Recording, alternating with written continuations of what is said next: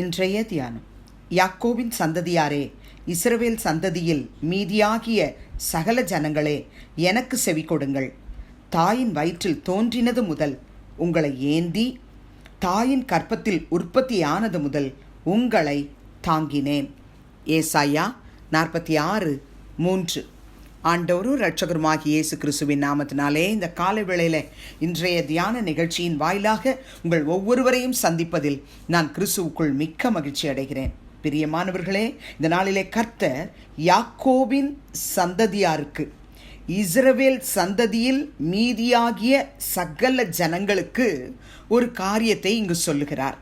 நீங்களும் நானும் யாக்கோபின் சந்ததியில், ஆண்டவராகிய இயேசு கிறிஸ்துவின் சந்ததியில் மறுபடி பிறக்கப்பட்ட பிள்ளைகளாக, ஆவிக்குரிய இஸ்ரவேலராக மாற்றப்பட்டிருக்கிறோம் என்ற விசுவாசத்தோடு கூட இந்த வார்த்தையிலே கர்த்தர் நமக்கு என்ன சொல்லுகிறார் என்பதை கேட்டு அதற்கு செவி கொடுத்து, தாயின் வயிற்றில் தோன்றினது முதல் எங்களை ஏந்தினவரே உமக்கு ஸ்தோத்திரம் என்றும், தாயின் கற்பத்தில் உற்பத்தியானது முதல் எங்களை தாங்கினவரே உமக்கு ஸ்தோத்திரம் என்றும் மனதார நாம் ஸ்தோத்திரிக்க போகிறோம்.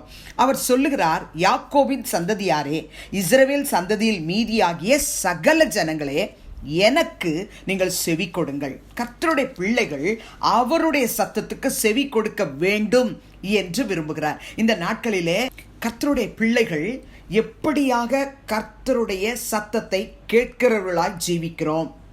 அநேகர் தனக்கு தேவையான ஆசீர்வாதங்களுக்காக தன்னுடைய விண்ணப்பங்களை கர்த்தரிடத்தில் தெரிவிக்க வேண்டும், அதை மாத்திரம் செய்கிறவர்களாய் இருக்கிறார்கள். ஆனால் கர்த்தர் எதை எதிர்பார்க்கிறார்? நாம் அவருடைய சத்தத்துக்கு செவி கொடுக்க வேண்டும், அவர் சொல்லுகிறதை காது கொடுத்து கேட்க வேண்டும் என்று விரும்புகிறார். ஏசாயா 44:1 இப்போதும் என் தாசனாகிய யாக்கோபே, நான் தெரிந்து கொண்ட இஸ்ரவேலே, கேள் என்று சொல்லுகிறார். 44 இதே ஏசாயாவிலே 21 கூட, யாக்கோபே, இஸ்ரவேலே, இவைகளை நினை, நீ என் தாசன், நான் உன்னை உருவாக்கினேன், நீ என் தாசன், இஸ்ரவேலே, நீ என்னால் மறக்கப்படுவதில்லை என்று சொல்லுகிறார். கேள் என்று சொல்லுகிறார், இவைகளை நினை என்று சொல்லுகிறார், நம்மை அவர்தான் உருவாக்கின தேவன் என்று சொல்லுகிறார். ஏசாயா 48:1 கூட தேவனாகிய கர்த்தர் அதே வார்த்தையை மீண்டும் மீண்டுமாக சொல்லுகிறதை நாம் பார்க்கிறோம். இஸ்ரவேல் என்னும் பெயர் பெற்று யூதாவின் நீரூற்றிலிருந்து சுரந்தவர்களும், கர்த்தருடைய நாமத்தின் மேல் ஆணையிட்டு உண்மையும் நீதியும் இல்லாமல் இஸ்ரவேலின் தேவனை அறிக்கை இடுகிறவர்களுமான யாக்கோபின் வம்சத்தாரே, கேளுங்கள். ஒவ்வொரு வசனத்திலும் யாக்கோபின் வம்சத்தாரை பார்த்து கர்த்தர் என்னுடைய வார்த்தையை கவனித்து கேளுங்கள் என்று கூறுகிறார். இதே ஏசாயா 48:17 ஆகிய வசனத்திலும் இஸ்ரவேலின் பரிசுத்தராயிருக்கிற உன் மீட்பரான கர்த்தர் சொல்லுகிறதாவது, பிரயோஜனமாயிருக்கிறதை உனக்கு போதித்து நீ நடக்க வேண்டிய வழியிலே உன்னை நடத்துகிற உன் தேவனாகிய கர்த்தர் நானே என்று சொல்கிறார். நமக்கு பிரயோஜனமாயிருக்கிறதை போதிக்கிறார், நடக்க வேண்டிய வழியிலே நம்மை நடத்துகிறவர் நம்முடைய தேவனாகிய கர்த்தர்.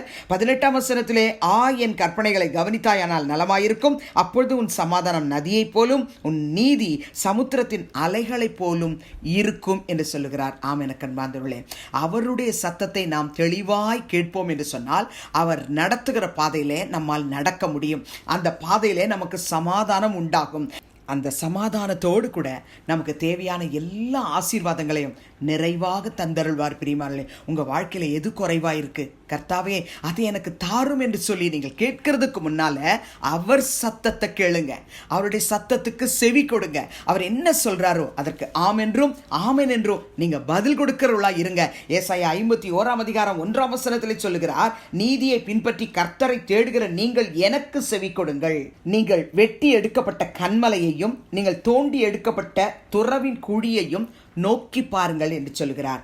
நாம் நீதியை பின்பற்றி, ஆண்டவராகிய இயேசு கிறிஸ்து தான் நீதிபரர், அவரை பின்பற்றி அவரை தேடுகிற ஜனங்களாய் இருக்கிறோம். ஆகவே அவருக்கு செவி கொடுக்க வேண்டும் என்று அவர் எதிர்பார்க்கிறார். இதே ஏசாயா 51:7 கூட, பிரியமானவர்களே, நீதியை அறிந்தவர்களே, என் வேதத்தை இருதயத்தில் பதித்திருக்கிற ஜனங்களை எனக்கு செவி கொடுங்கள், மனுஷரின் நிந்தனைக்கு பயப்படாமலும் அவர்கள் தூஷணங்களால் கலங்காமலும் இருங்கள் என்று சொல்கிறார். என் அன்பு சகோதர சகோதரிகளே, தேவனாகிய கர்த்தருக்கு செவி கொடுக்கத்தக்கதா இந்த நாளிலே நாம் ஆண்டவருடைய கரத்தில் நம்முடைய செவிகளை விருத்த சேதனம் பண்ணும்படிக்கு ஒப்புக் கொடுக்க போகிறோம்.